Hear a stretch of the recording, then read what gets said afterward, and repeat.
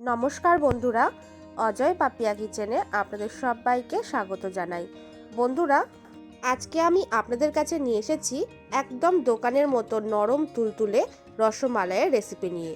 এই রসমালাই তৈরি করতে কিন্তু খুব বেশি সময় লাগবে না, আর অল্প খরচেও কিন্তু তৈরি হয়ে যাবে। তাহলে বন্ধুরা, আপনাদের কাছে অনুরোধ রইল ভিডিওটি শেষ পর্যন্ত দেখার জন্য।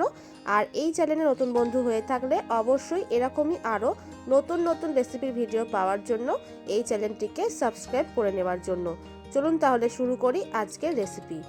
এখানে একটা প্রথমেই আমি বাটি নিয়ে নিয়েছি, আর এখানে নিয়ে নিয়েছি আমি 3 প্যাকেট গুঁড়ো দুধ। 10 টাকা দামের আমি 3 প্যাকেট গুঁড়ো দুধ নিয়ে নিয়েছি।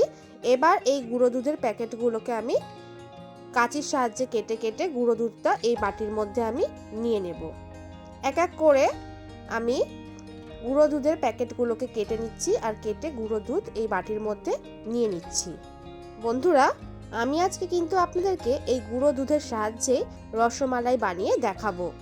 তো বন্ধুরা, আমি এখানে 3 প্যাকেট গুঁড়ো দুধ কেটে নিয়েছি, কেটে বাটির মধ্যে নিয়ে নিলাম।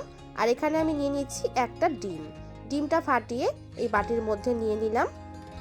এবার ডিমটাকে ভালোভাবে আমি চামচের সাহায্যে গুলে নেব। ভালোভাবে ফেটিয়ে নিতে হবে। এইভাবে ফেটিয়ে নেওয়া হয়ে গেলে এটাকে সরিয়ে রেখে দিলাম। এবার এই গুঁড়ো দুধের মধ্যে আমি দিয়ে দিলাম 1 চা চামচ পরিমাণে ময়দা, 1/2 চা চামচ পরিমাণে বেকিং পাউডার, 1 চা চামচ দিয়ে দিচ্ছি ঘি কিন্তু অবশ্যই দিতে হবে। এই শুকনো উপকরণগুলো দেওয়ার পরে সবকিছু ভালোভাবে হাতের সাহায্যে আমি মিশিয়ে নিচ্ছি। ভালোভাবে মিশিয়ে নিতে হবে। ভালোভাবে মিশিয়ে নেওয়া হয়ে গেছে।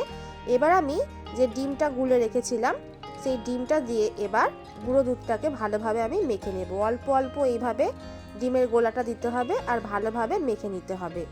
বন্ধুরা, আপনারা ভালোভাবে খেয়াল করবেন, আমি যেই রকমভাবে করছি ঠিক এই রকমভাবেই কিন্তু আপনাদেরকেও করতে হবে। আর মাপগুলো কিন্তু অবশ্যই ভালোভাবে খেয়াল করবেন। আমি ডিমের গোলাটা দিয়ে ভালোভাবে মেখে নিয়েছি, আর পুরো ডিমের গোলাটা কিন্তু লাগেনি, একটু নরম করেই মেখে নিতে হবে। এবার এটাকে ঢাকা দিয়ে আমি 10 মিনিটের জন্য রেখে দিয়েছিলাম। 10 মিনিট পর ঢাকনাটা খুলে আপনাদেরকে দেখাচ্ছি। ডোটা কিন্তু এখন একটু শক্ত হয়ে গেছে, তাই আবারও আমি ভালোভাবে মেখে নিয়েছি।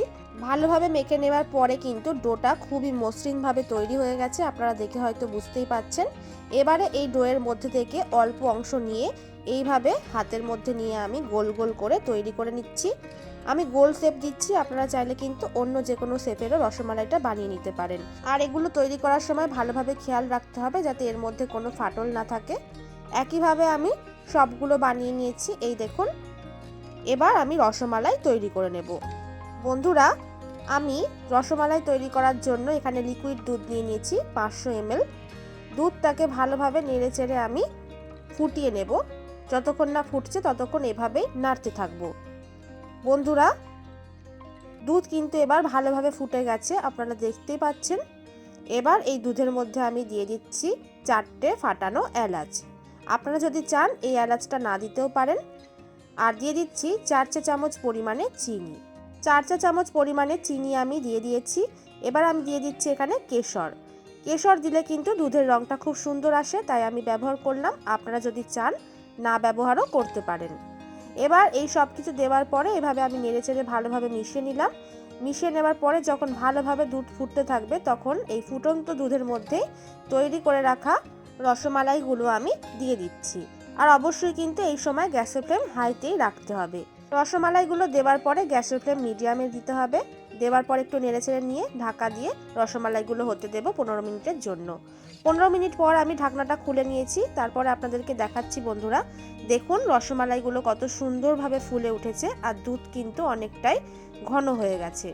বন্ধুরা, এই দেখুন কত সুন্দরভাবে রসমালাই তৈরি হয়ে গেছে। তাহলে বন্ধুরা, আপনারা দেখতেই পেলেন কত সহজভাবে, সহজ পদ্ধতিতে, কম খরচে আমি ঘরেই কিন্তু রসমালাই তৈরি করে আপনাদেরকে দেখিয়ে দিলাম।